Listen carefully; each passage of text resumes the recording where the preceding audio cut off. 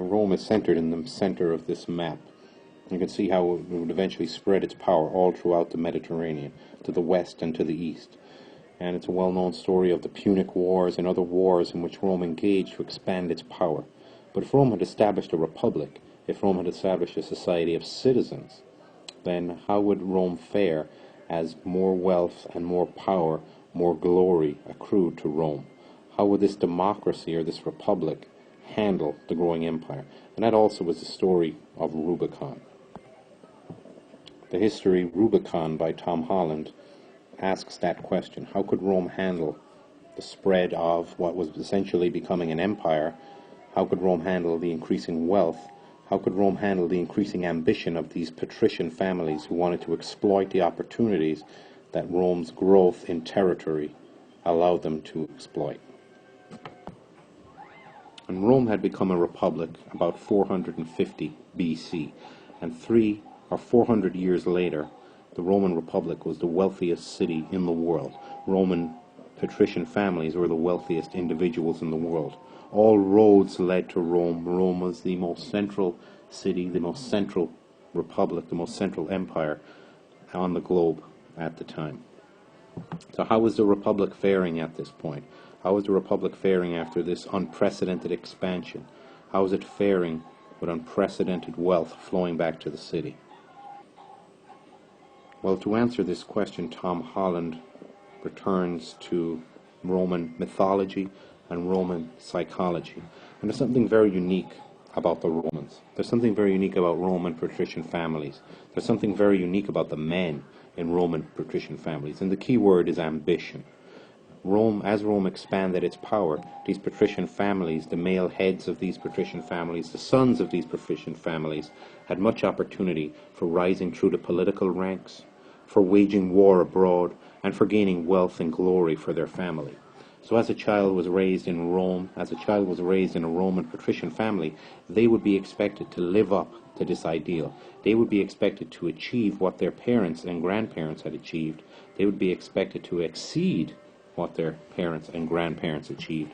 They would be expected to win out against other Romans. The Romans, and especially the Roman patrician families who ruled Rome, are some of the most ambitious people in history.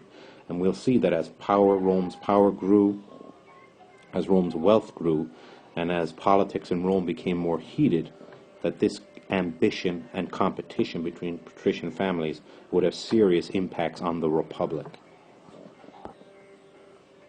From about 100 BC to 70 BC to 50 BC, what we start to see are powerful Roman individuals, powerful heads of these patrician families competing with each other. And as power accrues, what we essentially see are three leading figures in Rome.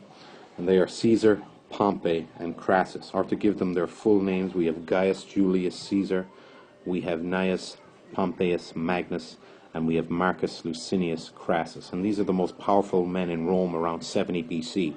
And they also start to compete with each other. They compete with each other in three domains. Who is the wealthiest? Who is the most successful in battle? And who is the most successful politically? And it's no good to be the wealthiest man in Rome, which is what Crassus was. It's no good to be the most militarily successful man since Alexander the Great, which is what Pompey was. Or it's no good to be just politically successful like Caesar. And so they compete with each other. So, for example, Crassus, the wealthiest man in Rome, feels he has to go all the way to the east, into the old Persian territory, and try and conquer. And he is killed out there, and he doesn't succeed. Pompey, despite succeeding politically and despite succeeding militarily in his youth, is threatened by Caesar. And when Caesar tries to succeed by conquering Gaul or France, Pompey seeks to have him arrested and seeks to get political allies against Caesar. And this leads essentially to a civil war in Rome. So here we see around 40 and 50 BC that all this ambition and greed has led to civil war in Rome. This competition between Romans who share this ambitious psyche has led to the crisis of the Republic. Well, Caesar wins out in the war. Caesar crosses the Rubicon River and returns to Rome, and Pompey flees. Caesar eventually tracks down Pompey and his army, and Caesar tracks down Pompey and his army, and Pompey is eventually killed and his army defeated. Caesar returns to Rome. He is the last man standing, the last great patrician standing, and he moves to set himself up as a dictator. Now other senators say, what happened to our republic? Other senators fear Caesar's power. These are senators who had sided with Pompey, and they don't feel that Caesar will do them any favors. So what do? Well, as shown in Tom Holland's book Rubicon, as shown in the famous Julius Caesar play by Shakespeare, these senators set out to murder Julius Caesar, one of the most famous murders in history. Caesar is murdered in the Senate by his fellow senators. And so the Republic is now gone.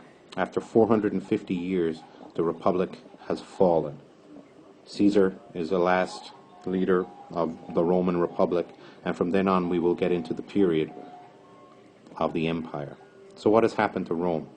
Can you now answer the question, how did the Romans gain and lose their republic?